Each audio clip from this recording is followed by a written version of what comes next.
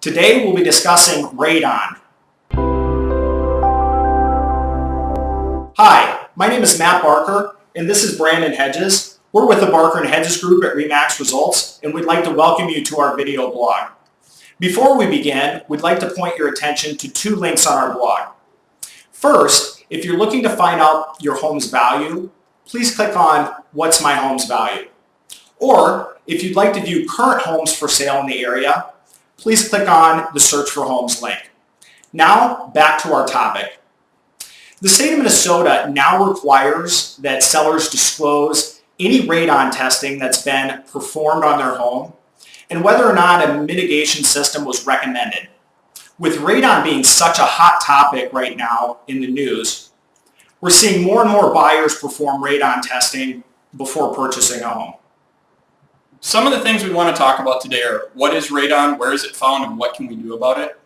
So starting with what is it? It's a colorless, odorless gas that comes up from the ground.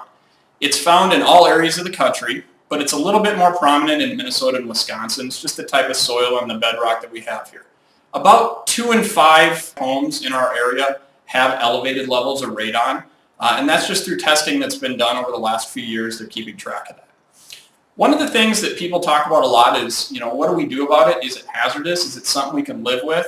There are a lot of different studies out there right now. For the most part, I think there's been some conclusions that it is hazardous. That's partly why the state of Minnesota is now requiring that it's a disclosure item. And it is the second leading cause of cancer right behind cigarettes. So it is something to be aware of, something that I think we should all be taking seriously. Should you test your home for radon? That's another question we get a lot. And yes, I think it is a very wise decision to test your home for radon. Find out if those levels are elevated and if there's something that needs to be done. Typically when a buyer comes in, a lot of them are now doing a radon test. So that information is going to come out at some point anyway. So what happens if there is an elevated amount of radon in your home? There are mitigation systems that can be put in. There's a lot of different providers and companies out there right now that are doing radon mitigation. Depending on the size of your foundation or the type of home that you have or where you are or how high the level is going to depend on the cost for that mitigation. But typically it's between $1,000 and $2,000. Most of them we see are around maybe $1,200, $1,300.